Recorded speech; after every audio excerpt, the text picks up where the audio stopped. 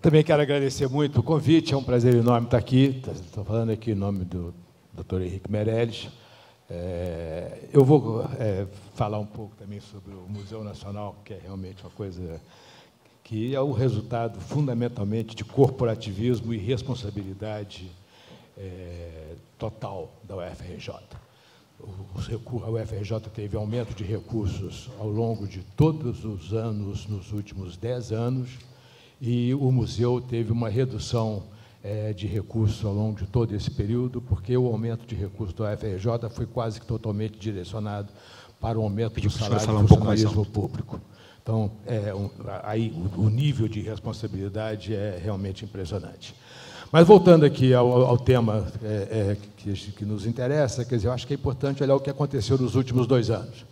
O Brasil passou, nos últimos 2 anos, por um processo de reforma institucional, fundamentalmente reformas microeconômicas, que eu consideraria espetacular, dado que são em 2 anos. Vou dar 3 ou 4 exemplos, só para a gente começar a falar. Você teve a mudança da TJLP para a TLP no BNDES, você teve a reforma trabalhista, a terceirização, a reforma da lei do pré-sal, que acabou com o operador único, que era a Petrobras, e liberou os leilões de petróleo, tá certo? Uma nova lei de estatais, o teto do gasto. A reforma do teto do gasto, que está sendo muito combatida por uma grande parte aí dos candidatos, é simplesmente fundamental. Por que a reforma do teto do gasto é fundamental? A reforma do teto do gasto é fundamental por 2 razões. A primeira coisa importante é o seguinte: hoje, a partir de agora, a partir da aprovação do teto do gasto, tá certo? O governo se compromete com uma trajetória de relação dívida-PIB decrescente, tá certo? Ela vai crescer até 2022 e vai começar a cair sistematicamente, o que significa que o mercado, os investidores, já anteciparam essa trajetória. Quando começou a discutir a PEC do teto do gasto, lá em agosto de 2016, as taxas de juros médias pagas pelos títulos do governo estavam em 21%. Quando a reforma foi aprovada, a taxa de juros média paga pelos títulos do governo tinha caído para 9% ao ano. Isso é uma antecipação exatamente dessa trajetória que tem a ver com o teto do gasto. A segunda coisa importante, que eu acho que é mais importante ainda, é o fato de que agora, tá certo? Antes, toda vez que alguém propunha um aumento de gasto no orçamento, ele não precisava dizer de onde vinha o dinheiro. E, em geral, o dinheiro vinha do aumento da carga tributária. Nós tivemos um aumento da carga tributária entre 90% e agora, de 20% para 34% do PIB, tá certo? Ou vinha do aumento do déficit, consequentemente, o aumento da dívida. A nossa dívida passou de 50% do PIB para 77% do PIB entre 2011 e agora, tá certo? Ou vinha de aumento da taxa de inflação, como aconteceu lá no final dos anos 80 e início dos anos 90, tá certo? A partir de agora, tá certo? Todo mundo que quiser propor um novo gasto, seja em que coisa for, não importa, pode ser super meritório, como eu vou propor aqui daqui a pouco. Eu vou ter que dizer de onde é que vem o dinheiro, porque, como você tem um teto, você não pode pagar para passar do teto. Então, se eu estou tirando se eu estou querendo aumentar o gasto de um lado, eu vou ter que dizer de onde é que eu vou tirar o dinheiro de outro lado, tá certo? Ou seja, a partir de agora, nós vamos ter que definir prioridades. Nós vamos ter que falar, olha aqui, ó, gastar com educação infantil é prioritário em lugar de gastar com uma outra coisa qualquer. Antes não era assim. Antes a gente ia aumentando o gasto, aumentando o gasto, aumentando o gasto. Só para vocês terem ideia, o gasto do governo federal, do governo federal brasileiro, lá em 1990, era 20% do PIB. Hoje é 34% do PIB. É inacreditável, tá certo? Então, é esse o ponto. Não, quer dizer, então, o teto do gasto é fundamental. Mas, para manter o teto do gasto, para ele que ele seja sustentável, é fundamental fazer uma reforma da Previdência Social. Nossa proposta é aprovar a reforma que está no Congresso, tá certo? Na verdade, vamos tentar diminuir o período em que você vai atingir a idade mínima de 65 anos. A que está no Congresso estipula um período de 20 anos. Nossa ideia é tentar negociar um período de 10 anos. Mas, se não der para aprovar com um período de 10 anos, nós vamos aprovar a que está lá no Congresso. A proposta que está no Congresso economiza 50 bilhões de reais por ano durante 10 anos, ou seja, 500 bilhões de reais. Não é pouco. Não é tudo, não vai resolver o problema definitivamente, mas são 50 bilhões de reais por ano.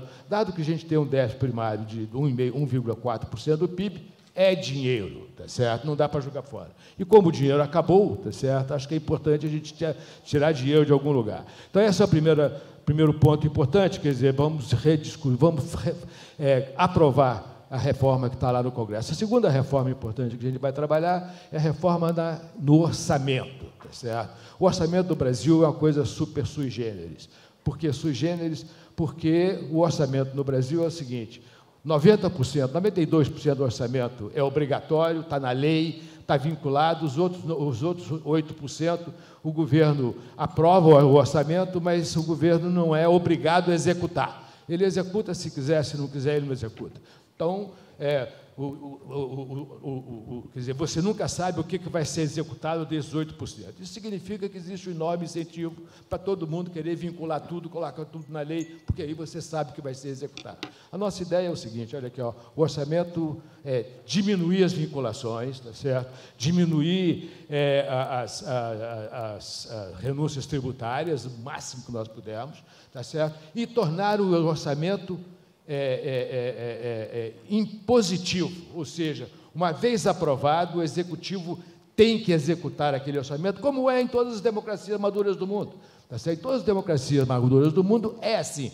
O grande momento do parlamento é na discussão do orçamento. Nos Estados Unidos, se o orçamento não é aprovado, o governo fecha.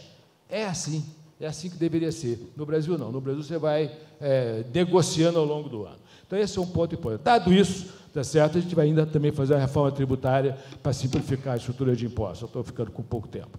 Dado isso, quer dizer, a ideia é mexer na regulação de infraestrutura, tá certo?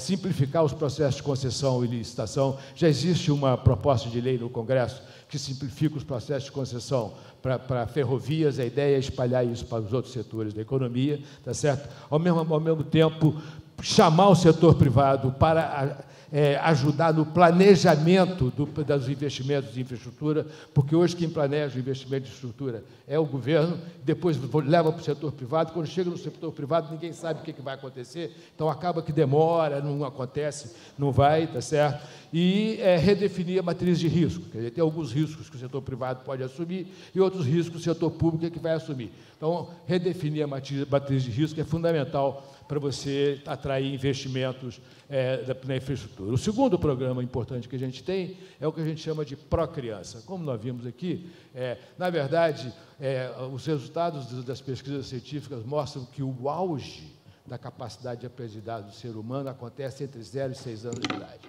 A partir dos 6 anos de idade, a capacidade de aprender diminui sistematicamente ao longo do tempo. Então, você tem que aproveitar. Existem cientistas que estão convencidos que, se você não aproveitar a capacidade do ser humano entre 0 e 6 anos, tá certo? Aqueles garotos que não conseguiram fazer isso nunca vão conseguir diminuir o gap entre aqueles que se aproveitaram desse período e aqueles que não se aproveitaram desse período. Só 30% das crianças brasileiras estão em creches. Tá certo? A nossa ideia é dar um crédito para cada família colocar os seus filhos em creches privadas, tá certo? Principalmente famílias pobres. Por quê? Porque isso é fundamental para você ter ganhos de produtividade no futuro. Caso contrário, não vai acontecer. O segundo ponto importante é a reforma do ensino médio. Nós tivemos uma reforma do ensino médio que foi extremamente positiva, porque ela reduz de 13 cadeiras para 7 cadeiras por ano para as crianças na escola, tá certo? Sendo que dessas 7, 2 são cadeiras profissionalizantes. O problema agora é você desenvolver o currículo comum nacional, o currículo nacional comum, tá certo? A ideia toda nossa é fazer um currículo nacional comum que que essas cadeiras profissionalizantes tenham um tempo maior e que você esteja concentrado nessa coisa de profissionalizar, e nós vamos pedir a ajuda do Sistema S para poder tornar isso mais efetivo. Até esse programa a gente chama de Procransa. Nós temos um programa de segurança pública baseado em 3 pilares. O primeiro pilar é redução da impunidade. Você tem uma enorme impunidade no Brasil. O segundo pilar é policiamento ostensivo, tá certo? E corregedoria nas polícias militares. E, finalmente, o terceiro pilar é uma reforma do sistema penitenciário.